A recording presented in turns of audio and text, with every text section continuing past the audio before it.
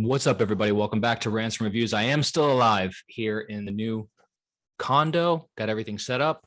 I got my lighting back to below average, which is right about where I want it. And just wanted to talk a little bit about basketball today. Haven't done a basketball podcast in about a month, so I'm behind the times. I wanted to talk a little bit about the Celtics and what's happening with them. It won't be long because there's nothing happening with them. I wanted to talk a little bit about what's going on around the NBA with all of the free agent moves that have happened in the last couple of weeks. And I also just wanted to celebrate Giannis a little bit because I haven't had the chance to do that yet. So that's what we're going to get into today. If you're interested, stick around. I'll do the Celtics stuff first, then the NBA, and I'll do Giannis last, since that's old news at this point. So first, let's talk about the Celtics in free agency. It has been an incredibly boring, underwhelming offseason. I don't think I would go so far as to say depressing, because maybe this is just me, but after last season, I don't know how much I can really get excited about anything Celtics related right now. So I just kind of feel like a girlfriend that's been beat up a little bit too many times and, doesn't just kind of is like numb to the world at this point. That's how I feel with my Celtics relationship. The most exciting things that the Celtics have done isn't actually bringing anybody in. It's who they've gotten rid of. So obviously we have finally gotten rid of Semi Ojeleye, which I'm thrilled about. We have gotten rid of Tristan Thompson, which I'm very excited about. And obviously the first domino to fall was getting rid of Kemba Walker, which I'm lukewarm about. But it is good that three people that didn't really help the Celtics that much last year are gone. Who did we bring in to replace them? I mean, no one really. I saw a Celtics post on Facebook today that was like, "Hey, Celtics fans, welcome your new additions, Bruno Fernando, and Chris Dunn." I don't even know if I'm saying his name right, to be honest, and I really don't care because he's just a non-entity. Chris Dunn, I mean, this is what we're left with as Celtics fans, where people are getting excited, trying to talk themselves into Chris Dunn. Oh yeah, he's a great defender. If he can just, figure out how to do anything else and or stay healthy, 4 or 5 years into his NBA career. And other things Celtics fans are getting excited about is like Yam Madar, like our second round pick from last year. So that's where we're at as Celtics fans, where we're basically getting excited about second round draft picks because there's nothing else really to be excited about. And doesn't look like anything else is happening. We've offered Marcus Smart a 4-year extension at a pretty reasonable value, and we're just gonna have to wait and see if he bites, if he takes it or not. There doesn't seem to be any consensus with Celtics reporters or around the league if this extension actually means that the Celtics want to hold on to Marcus Smart, or if it's just extending him to use him as a trade piece further down the road. And I don't know what I want to do with Marcus Smart either. I do think the numbers that I read, 4 years, somewhere around 70 million, is a reasonable extension for Marcus Smart. It's a pretty decent value if he does sign. I know he wanted 4 years, 80. I don't really feel comfortable paying him that much. And doesn't look like he's going to get that much. I don't even think it's possible for us to offer that much. It's reported that 77 million is the most that we can give him. My biggest concern is that last year, Marcus just looked a bit slow defensively. I mean, defensively is where his value comes from. I don't think we give the guy 20 million a year to shoot 34% from 3-point land and like 39% from the field. He's still his 3-pointer has gotten better over his career, but if you look at him just statistically over his career, his his field goal percentage averages, he's still one of the worst shooters the NBA has ever seen. So obviously his value comes on the defensive end, and I don't think it was there last year. Now, whether that was because he was nicked up, whether it was because of COVID destroying the world, who knows?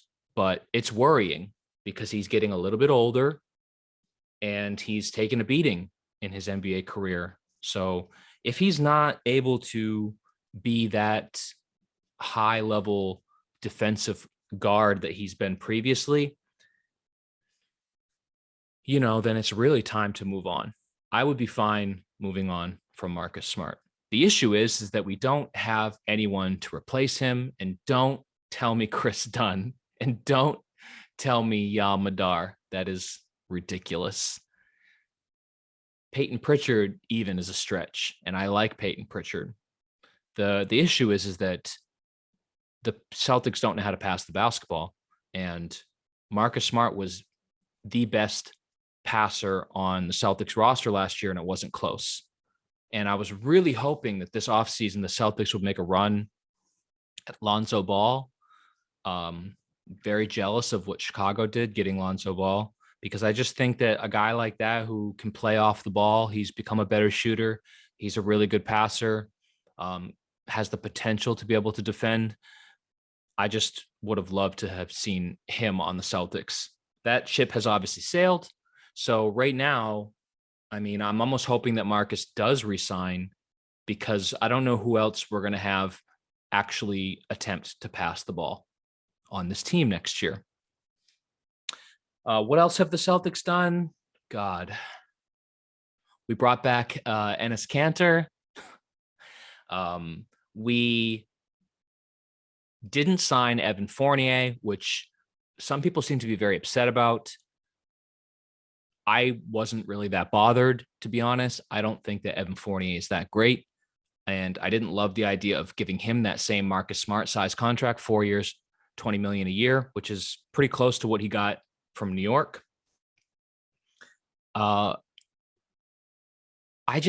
this might be me being crazy optimistic, which you can balance with all my insane negativity about the Celtics upcoming season. But I just really feel like Nesmith, I haven't given up on Aaron Nesmith. Anybody who follows this channel or follows me, my Celtics videos, knows that last year when we drafted Aaron Nesmith, I was super excited and really hurt and depressed that he had a really rough season last year. Although he did start to show something towards the end of the season, I still really believe in Aaron Nesmith. And I really think that he could maybe not replicate the production that you would get from Evan Fournier, certainly not next year, but in 2 or 3 years, I think that you might be getting somewhat equal production. I want to believe that Nesmith could be I think Fournier is a 13 point per game average over his career. I want to believe that Nesmith could be a 13 point per game guy off the bench. So I'm glad that we didn't give Fournier the contract. He's not pushing us over the top.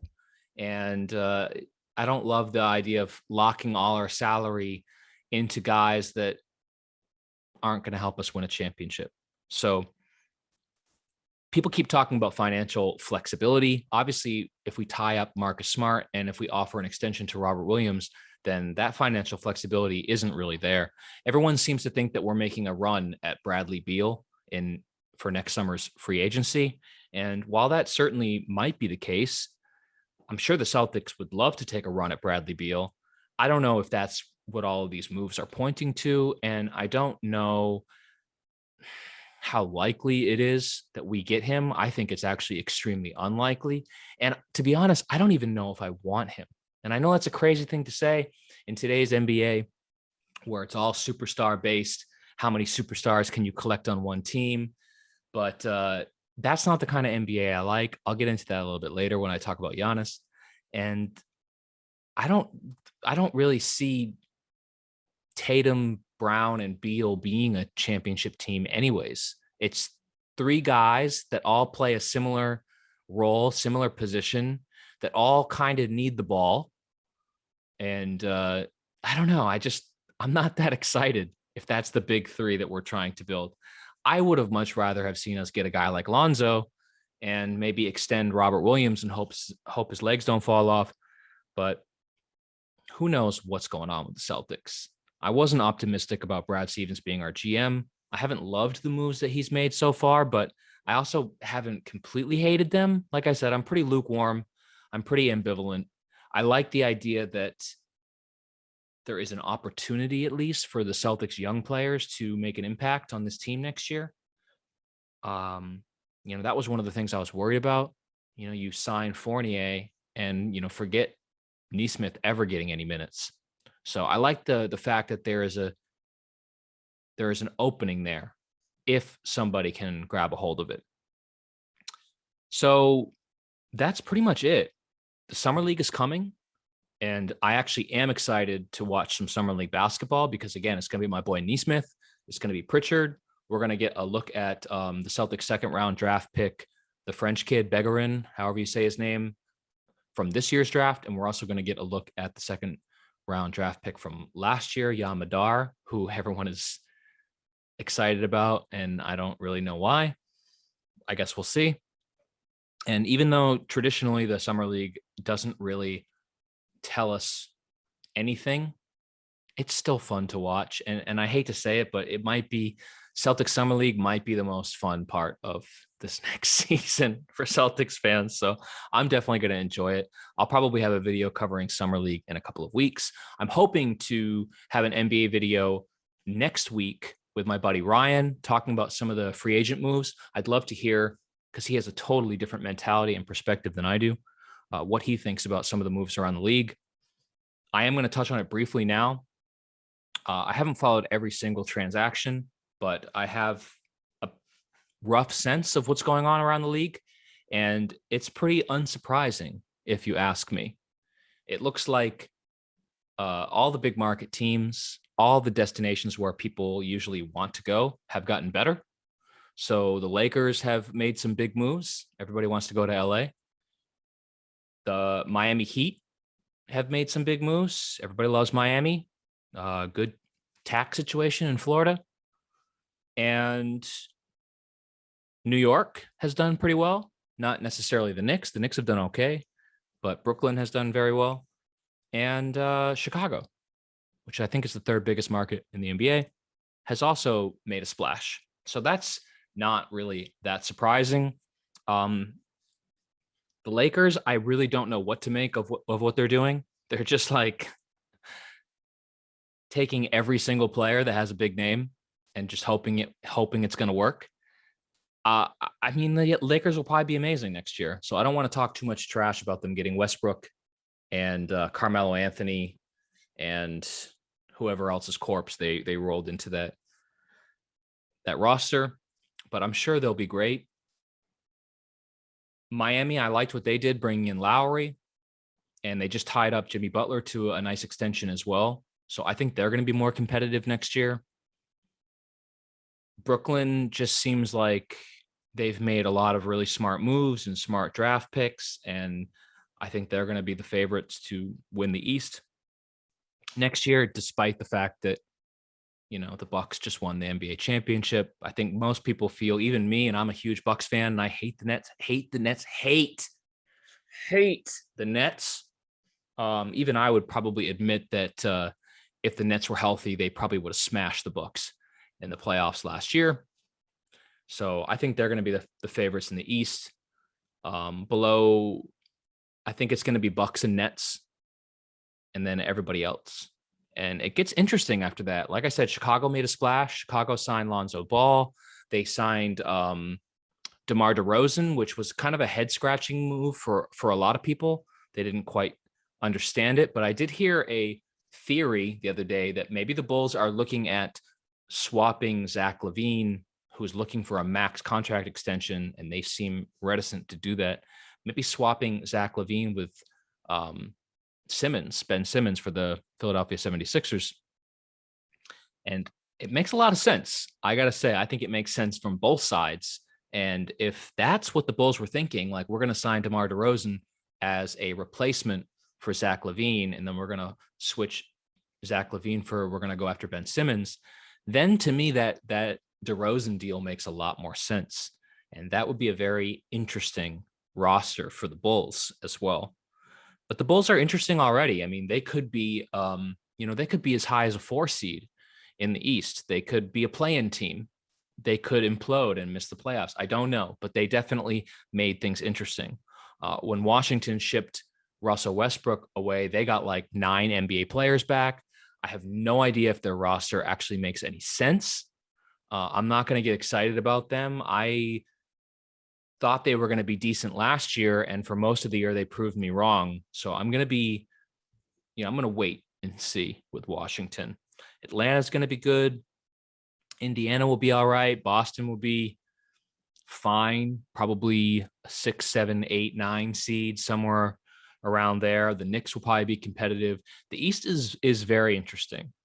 So yeah, there were some interesting moves, but nothing earth-shattering. I know people are waiting for that Ben Simmons trade to see what happens with that. I know people were waiting to see what happened with Dame Lillard in Portland. Obviously, neither one of those dominoes has fallen yet, if it's going to even fall. The biggest trade was probably the Westbrook move to LA, or maybe Lowry going to the Heat. But some interesting stuff. Hopefully, I can get into it a little bit more next week, talk about what teams I like, what moves I liked, what moves I didn't like with my buddy Ryan. But for now, that's it. I just wanted to catch up real quick with what's going on with the Celtics, which is, again, not much. What's going on around the NBA. And I wanted to get a little bit into my Giannis appreciation. So I meant to do a podcast a couple days after Giannis won the NBA championship, because I watched all those games. I followed the playoffs pretty diligently this year, and I loved it. I loved everything that happened this year in the playoffs. I don't know what the ratings were like, but for me, this was exactly what I was hoping. All the super teams lost, and what we ended up with was 2 teams in the finals that I would have been happy to see either one of them win. Either Chris Paul's like redemption story, or Giannis celebrating the small markets. Of course, Giannis Antetokounmpo and the Milwaukee Bucks won, and I'm just so grateful. I'm so happy. I bought my girlfriend a Giannis Antetokounmpo jersey. It's her favorite player. He might be my favorite player too. I just love everything about the guy. He's just a badass player. He plays so hard. He never complains. You never see him bitching at the refs. He never throws his teammates under the bus. He decided to commit to a small market team. He has no interest in making friends with other NBA players and making these like sort of packs to form a super team.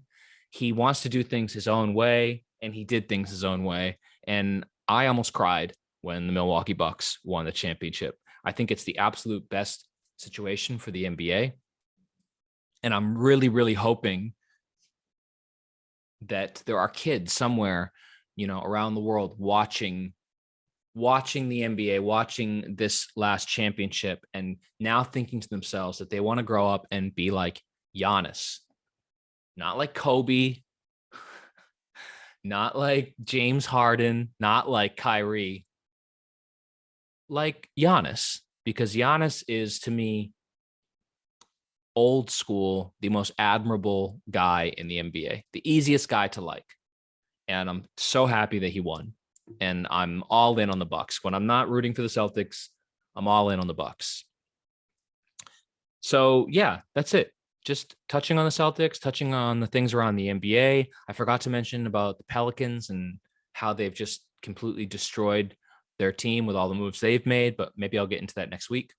And just a little bit of love for Giannis Antetokounmpo and the Milwaukee Bucks. Absolutely loved it. He was phenomenal in those playoffs. His free throw making when it mattered, his big plays on the defensive side of the ball, just incredible stuff to watch. I hope if you're an NBA fan that you were able to watch that, because it really was great stuff. So that's it for now. And like I said, I'm one of those weird people that really does enjoy the summer league, even if it doesn't mean anything. So I'll probably have a video coming out in a week or 2, maybe 3, covering some of the summer league stuff that's going on in the NBA, especially with the Celtics. And until then, enjoy. And I'll see you guys next time on Rants and Reviews.